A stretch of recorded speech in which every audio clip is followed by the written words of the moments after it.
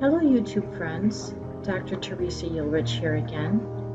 Thanks so much for joining me in my 12-part series comparing dwarf seahorses with large seahorses.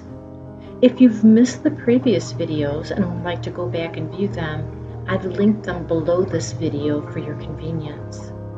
Today, in part 11, we're going to talk about the consideration of enjoyment and entertainment value that seahorses offer, if that's something that's important to you in deciding if you want to purchase large seahorses or dwarf seahorses.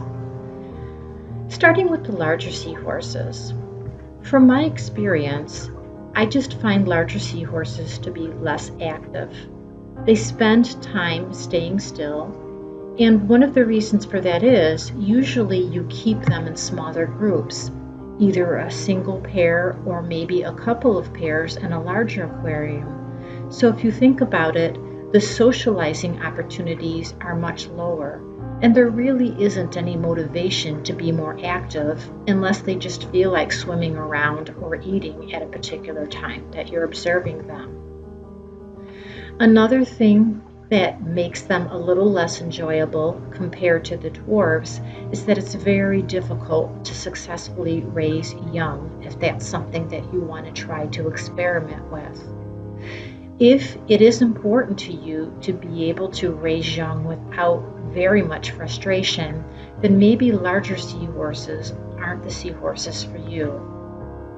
Looking at dwarf seahorses, they're very, very active.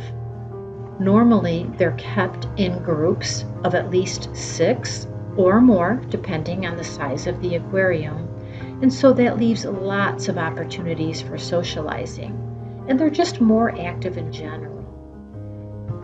Also, they're more likely to successfully produce young for you that you will be able to raise into adults and even multiple generations. So if it's important to you to have seahorses that you see moving around and doing different activities and offer you the ability to try to raise the young into subsequent generations, dwarf seahorses might be for you. If you're finding this information helpful or interesting, please hit the like button and leave a comment. If you want to be notified of part 12, the final installment of this series, please subscribe to Cowfish Pro, and don't forget to turn on notifications on your device. Thank you so much for joining me today. I hope you'll continue with me to the final part of the series, part 12.